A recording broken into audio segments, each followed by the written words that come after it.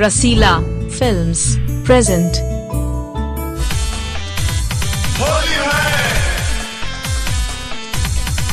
DJ रसीला नया गाँव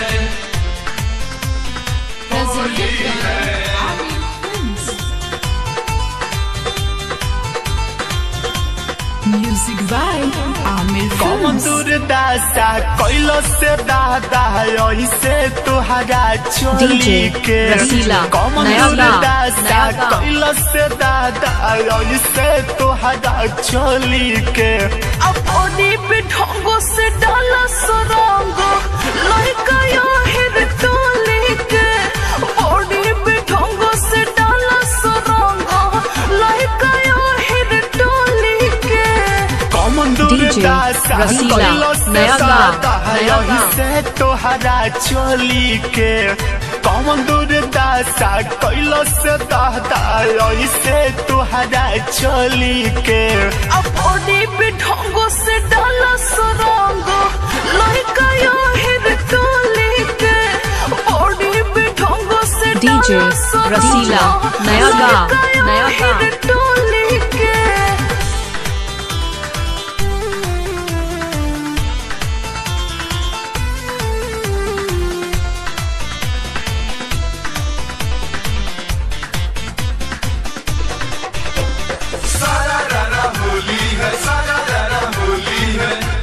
DJ रसीला नया गाँव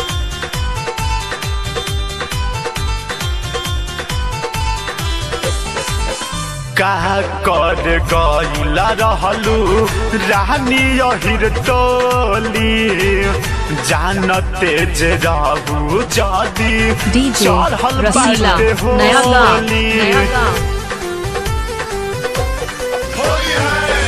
दूध लेबे खातिर गइल रही अहि टोली हम कई जननी नतिया बोली है सबोली काके झिका डीजे छोड़िया रसीला नया गाँव ढोड़ी के काके झिका झोड़िया गोरी रंगले होई ढोड़ी के अपनी पे ढंगो से डाला सरंगो लड़का शर्मा टोली के बॉडी पे ढंगो से डाला डीजे रसीला नया गाँव डीजे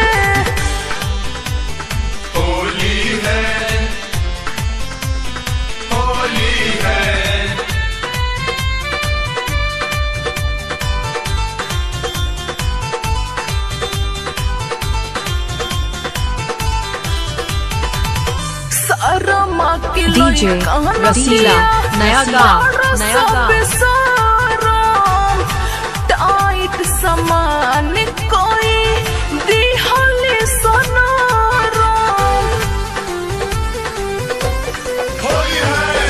ठीक से बताओ ढेरे लाहव जानी चो डीजे रसीला नया के बेटा तोहार रंगल कौन कोना अगल बगल तो रंगल है बड़ुए दलल से कौन चोली में अगल बगल तो रंगल है बड़ुए दलल से कौन चोली में डीजे रसीला नया गाँव लड़का राजपूत टोली के बॉडी पे ढंगो से डाला सुरंगो लड़का राजपूत टोली के।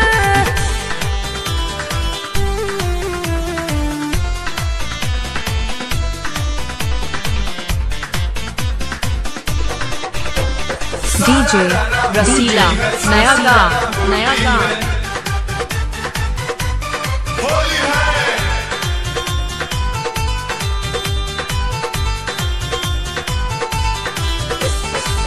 साच बताओ काम जनुआ रहे साथे रंग के तरंगल है बड़ुए काटल डीजे रसीला नया गाँव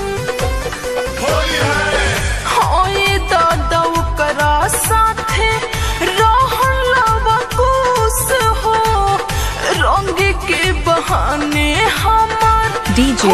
रसीला नया गाँव नया गाँव। जाटा जी तू भी महाजा ले होई है बोले बोली के।